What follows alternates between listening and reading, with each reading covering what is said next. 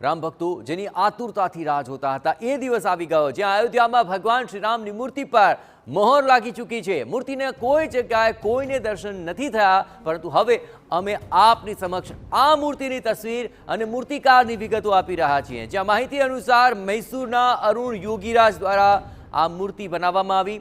સૌપ્રથમ મૂર્તિ આપને એ કહી દઈએ કે ભગવાન શ્રી રામની મૂર્તિની ઊંચાઈ 51 ઇંચ હશે।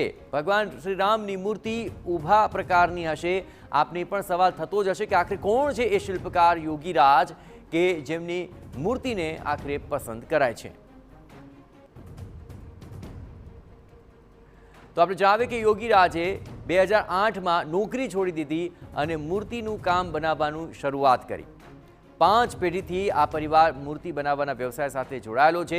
યોગીરાજે 1000થી વધુ મૂર્તિઓ અત્યાર સુધીમાં તૈયાર કરી છે। કેદારનાથમાં આદિ શંકરાચાર્યની મૂર્તિનું નિર્માણ પણ તેણે જ કર્યું છે। ઇન્ડિયા ગેટ પર નેતાજીની મૂર્તિ પણ તેણે તૈયાર કરી છે।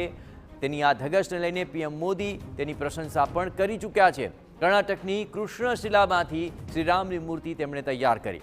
ખાસ ઉડીપીથી એક વિશેષ શિલા લાવવામાં આવી હતી અને શ્રીરામની મૂર્તિમાં 5 વર્ષના રામલલ્લાના બાળ સ્વરૂપના દર્શન સૌ કોઈને થશે।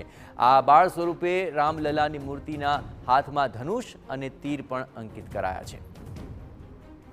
જોકે મૂર્તિ લોકો સમક્ષ હજુ સુધી નથી આવી, પરંતુ રામ જન્મભૂમિ ટ્રસ્ટના સભ્ય સ્વામી એવા પરમાનંદ મહારાજે મૂર્તિને જોઈ છે અને મૂર્તિ જોયા બાદ તેની ભવ્યતાથી તેઓ ગદગદ થઈ ગયા। આ સ્થિતિમાં તેઓ કહી રહ્યા છે કે શ્રીરામનો મહિમા અપાર છે। જે મૂર્તિ તૈયાર થઈ છે તેને જોઈને કોઈ પણ ભાવુક થઈ જશે।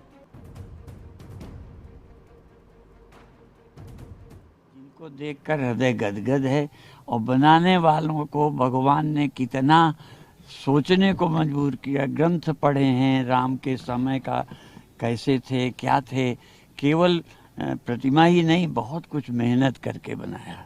देखिए, हम इसीलिए सवाल पूछ रहे हैं ना कि लाखों करोड़ों जो है देश दुनिया में जो राम भक्त होंगे, उनके घरों में भगवान रामलला की वही छवि कुछ दिनों बाद आएगी जब 22 जनवरी को प्राण प्रतिष्ठा हो जाएगी। तब वही हम जानना चाहते थे, क्योंकि आपने अपनी आंखों से देखा है कि वो रामलला कैसे होंगे कुछ दिनों बाद जो सबके घर में होंगे। भगवान सरल थे, निष्कपट थे, मर्यादा पुरुषोत्तम थे, सबको लेके चलने वाले थे।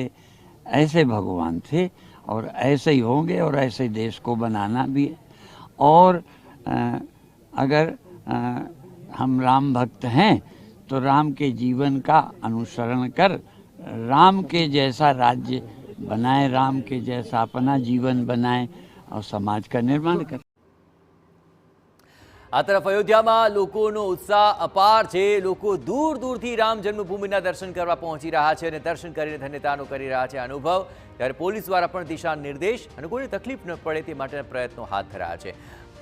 મંદિરને લગતી જેટલી પણ વિગતો સામે આવી રહી છે તે તમામ અત્યારે લોકો સુધી પહોંચી રહી છે, ત્યારે તેઓ આ માહિતીથી ગદગદ થઈ રહ્યા છે।